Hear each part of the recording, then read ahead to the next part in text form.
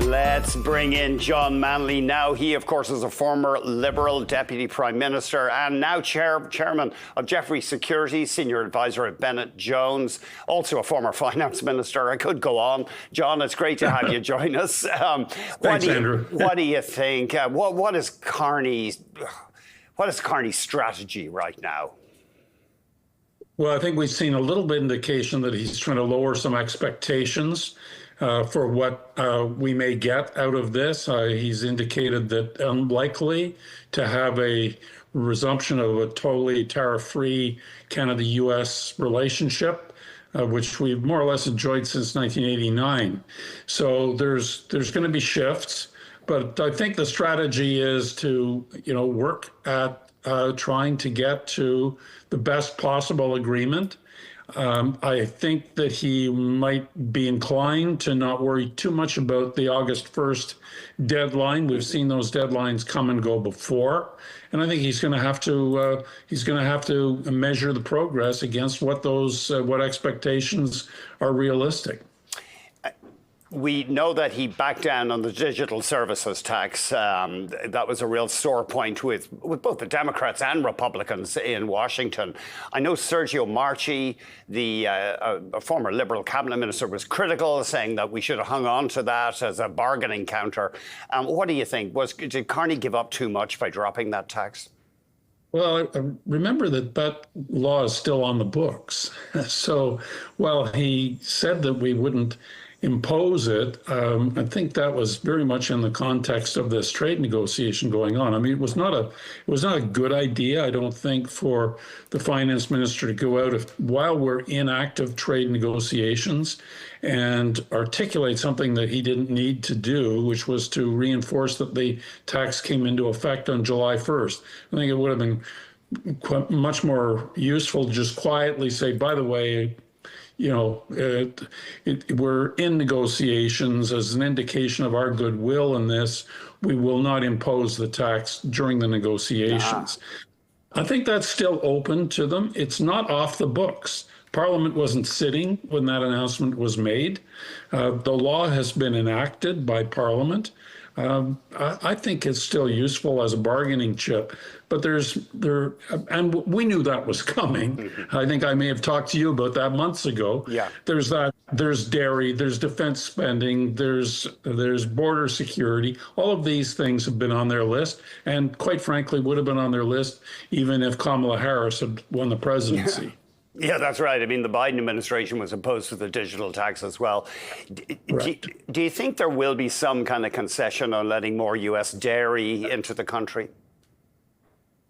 Again, they have left themselves an avenue for working on that, despite the bill that passed Parliament before it rose for the summer that said nobody can talk about supply management in a trade negotiation, which is a pretty absurd proposition when you think about it, but it passed with all party approval and it's passed the Senate too, so it's law. Yeah, forgot about that. But the Americans have had complaints about how we've let them exercise the tariff rate quotas that they were given in the USMCA negotiation in 2018. By relaxing some of our rules on those, we may satisfy them because, in fact, they've got quota that they have not been using under USMCA. Mm-hmm. So let them start having access to the quota that they had already negotiated and that had already been granted them. There's room to move there. What about if Carney just goes full fortress on Trump and says, no deal, we have a perfectly good trade agreement, COSMA, we renegotiated it during your first term, we're not giving you any concessions? Would that be a suicidal, no, suicidal is too far, but a very self-destructive strategy? It would be very high risk, Andrew, because, who can predict what Donald Trump may say or do on any particular day. Mm-hmm. I think it would be more effective to, as I would say, the old British saying, stay calm and carry on, keep the negotiating going, and effectively slow walk this. Right. The question here is what are the relative pain thresholds of Canadians on one hand and of the Republican base on the other. And, unless somehow the rules of economics have been suspended as a result of presidential powers, you have to believe that the imposition of tariffs and the barriers to trade are going to come home to roost in the United States. We've already seen their inflation rate tick higher. If he indeed fires Jerome Powell, I think the expectation is that inflation would tick higher again. That if the U.S. lowered interest rates in an already inflationary environment, we're not talking Weimar Republic here, but it gets pretty silly. And the whole notion of reshoring all these manufacturing jobs is pretty bizarre when you think of it. First of all, they don't have the workers to fill those jobs in the United States. Secondly, if you just look at the auto sector, for example, the cost of moving those factories that have been located in Mexico and Canada would have to be borne by somebody. Investors aren't keen on it, so it would have to be passed on to consumers. Well, who's volunteering to pay more for their truck than they are already paying, or their vehicle? I don't think that's going to fly well with consumers. So this has got to land sometime, I think, before too long, Andrew, and I think that will gain for Canada in negotiating leverage that we feel like we don't have right now. There is evidence emerging that the U.S. consumers and companies are the ones who are paying these tariffs. I mean, it's a nice little tax boost for Washington, but it appears that the foreign exporters aren't the ones taking the pain. Of course, and that's the way you would have expected it to be. There's going to be some adjustment that, sometimes foreign currencies will adjust in order to absorb a tariff level. But in this case, it's the U.S. currency that's been going down against a basket of global currency. So you're not seeing that phenomenon.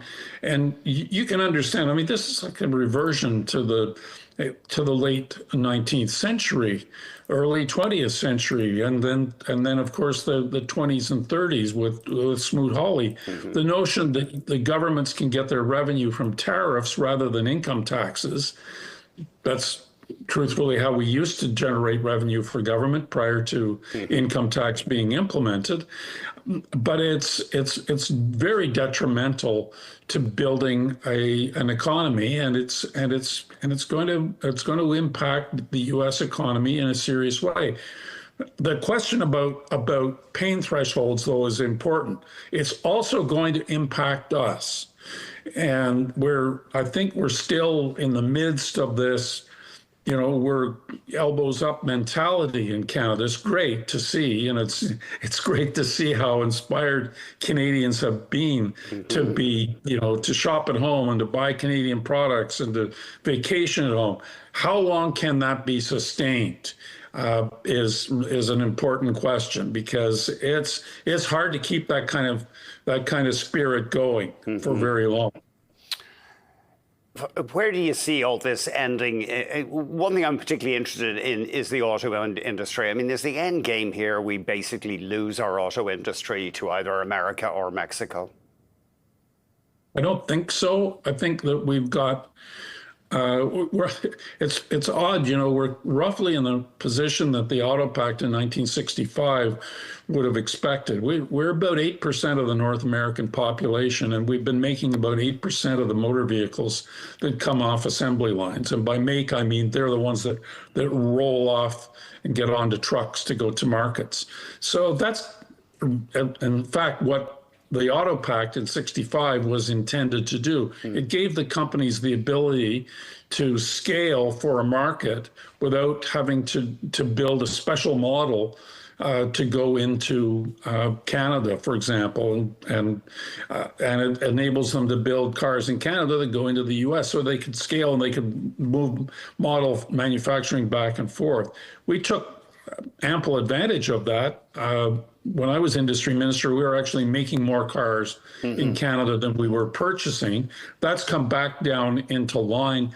I don't think that they'll find it in their interests to move away from that because there's a lot of United States content in every motor vehicle that's assembled in Canada and Mexico, and that content would not be sustained with a U.S. only manufacturing strategy because they'd be making fewer vehicles because they wouldn't be accessing the Canadian and U.S. and Mexican markets freely as they do now. So I don't know. Lots of Canadians would say, "I'm going to buy a Toyota. I'm going to buy a Honda. I'm going to buy I'll buy a Korean-made vehicle because the Americans have taken our industry away." I don't think that's a good strategy.